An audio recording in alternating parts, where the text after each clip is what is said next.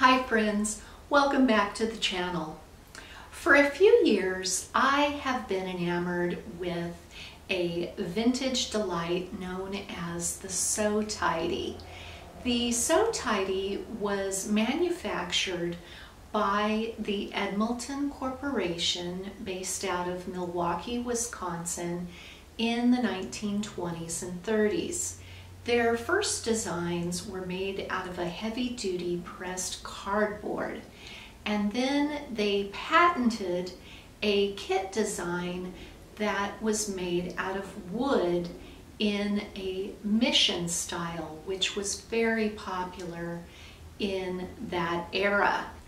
The kits could then be personalized to fit the sewist's desires, and some of them, as you can see on the screen, had jars, which were often baby food jars that they would screw into the kits. Some sewists made fabric pockets, and it is just amazing the various differences and spin that each person would put on these kits. And I've been looking for a So Tidy at thrift shops and estate sales for a few years now. I haven't had much luck. They are often found on Etsy and eBay, but for me there's just something about the thrill of the chase, and I kind of want to just find one out in the wild. But in the meantime, I had an idea. Over the last couple weeks, I have been deep in spring cleaning mode. And when I was cleaning out my son's bedroom, I came across this case, and it has to be at least 10, if not 12 years old. And it originally held markers, colored pencils, watercolors, and pastel chalks, most of which had been long used, and if it hadn't been used, such as the markers, they were all dried out. So I definitely didn't need it as an artist carrying case anymore, but I thought, you know, I could possibly transform it into a smaller version of the So Tidy. And if you're thinking smaller version, well, the So Tidies on average, the wooden frame measures 31.5 inches tall by 15.5 inches, and it's about 4.5 inches deep. That can vary a little bit. So they're pretty good size. They're meant to sit next to the individual when they're in their chair working on whatever hand sewing or crocheting, knitting, embroidery that they might be doing. But as the weather is warming up, more and more of my friends are wanting to get together for sew-alongs. And I do have several hussifs or housewives, as you may be well familiar, but those aren't necessarily big enough for what I am wanting to do. And this is just a few of the sweet little, this is a Victorian needle book, and you can see the old wool felt on the inside, and these, it's such tiny stitches. And this is a hussif that was given to me by my cousin a few years ago, and she found it in France. If you open it up, there is a pocket here, and then of course another wool patch that you would stick your needle and your pins in. And then over the years, I've also made some smaller versions. You know, when you're going to costuming events, you can often be in want of an extra pin or a quick stitch up, and so being able to carry those implements with me is always nice. And this one is a little bit larger version that I've taken to instructional classes, such as when I'm learning to make a hat or whatnot. And this is one that I shared a few years ago. My grandmother had several quilt blocks of 1930s fabric, or just tiny pieces of fabric, and so I made a little pocket and even some of her little embellishments that she had made. And this, of course, is wool here, and there's a pocket here. So they're a lot of fun, but again, sometimes I just need something on a larger scale. And the beauty of this is that the top trays open up and you have storage underneath. So my idea is, you know, and it's deep enough. It's about 3 inches deep, that I could stick whatever hand sewing project that I was working on the bottom. And then, of course, all of my tools can go in the various pockets. So I thought you might be interested to see how I made this transformation. These are tiny screwdrivers that I found in the eyeglass repair area of my local pharmacy. They are the perfect size for these little tiny screws. So it looks like they're a Phillips head. So I'm going to do this one first. And I have a little bowl standing by. So this is going to take a little bit of time. Okay, so by removing that drawer, I'm going to be able to easily paint this now, and also add fabric to this interior, because the bottom section I'm going to use for storage of whatever project I am working on. So it's basically just a large portable sewing case for all my projects. While the inserts are drying from being spray painted, I went ahead and I added the fabric. So what I did is, on the bottom of each piece of the outer cabinet, in the interior, I just did about 1 inch at a time of a thin layer of Mod Podge, and then I would smooth the fabric, and then it was flipped over the back. So then I'd paint again, smooth the fabric down, paint again, smooth the fabric down. And then once that was all in position, I sealed it into place with GIMP. I love GIMP trim because it hides a wide variety of scents. And this is just some GIMP that I had found at a thrift store, and there's tons of it here, so I'll be using it on quite a few projects, I think. So now, once we get the inserts dry, we're just going to repeat this process, but we will have pockets attached. So that's what I'm going to work on right now. I wanted to share how I am constructing the inserts.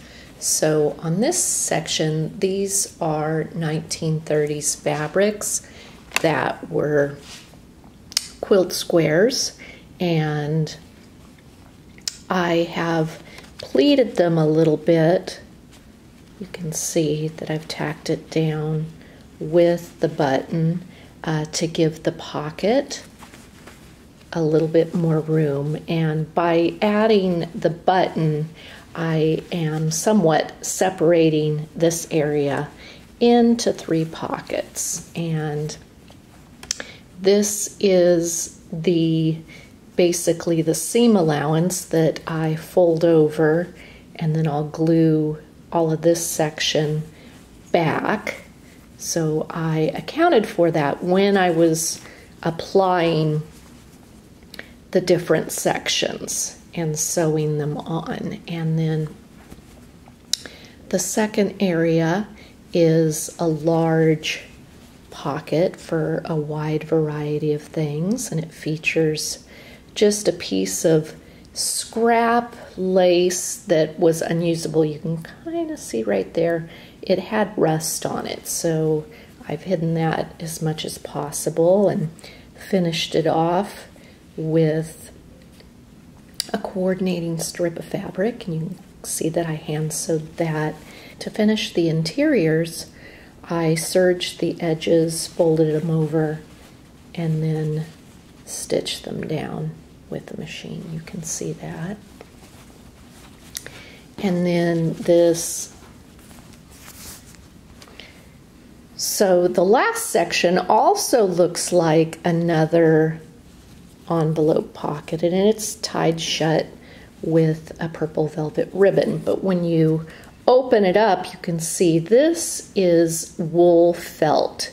And so I will put all of my needles, safety pins, anything that is metal that I don't want to rust, because the natural lanolin coating of wool, when you stick your needles into it, it keeps it free from rust.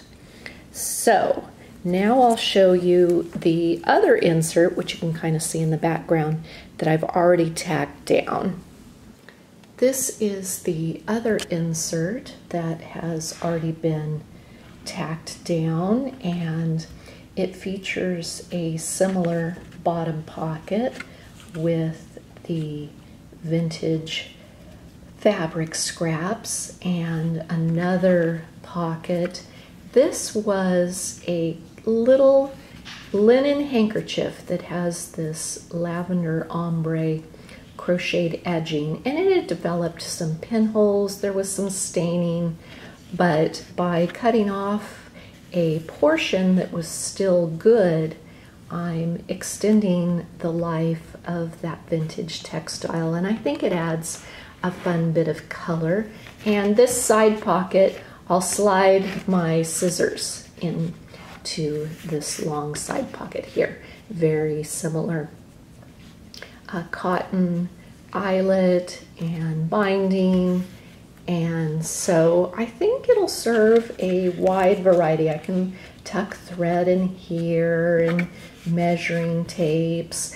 You know, it's not supposed to hold the contents of your entire sewing room. This is just a little portable sewing case, much like a hussif or a housewife, but on a larger scale, and then there's also room for projects.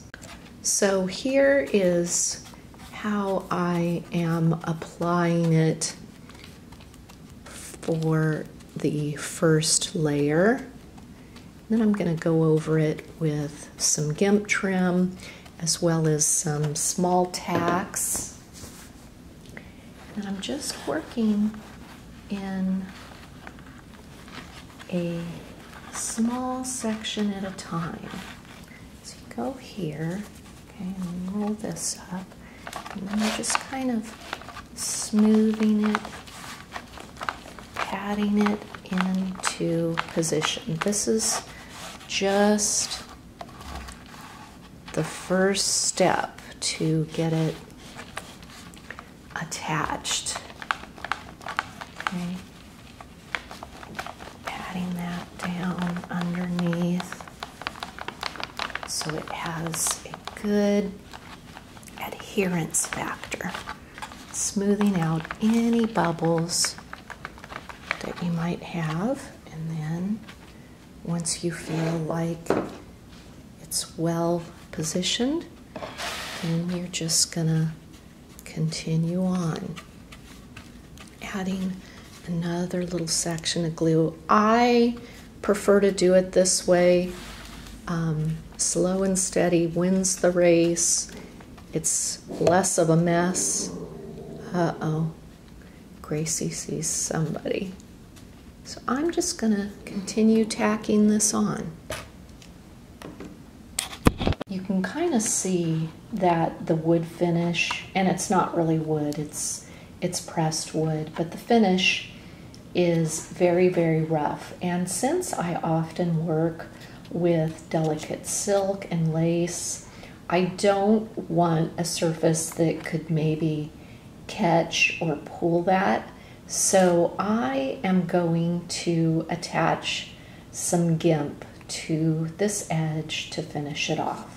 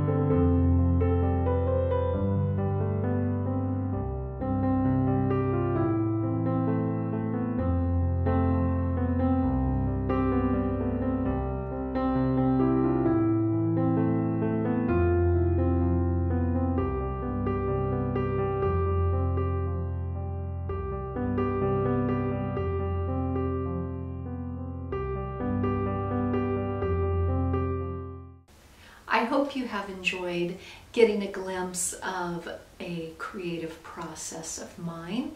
And if you would like to be notified of future videos in which I share my various projects, decor, and recipe ideas, you can hit the subscribe button, which is in the lower corner. And as always, I appreciate a thumbs up.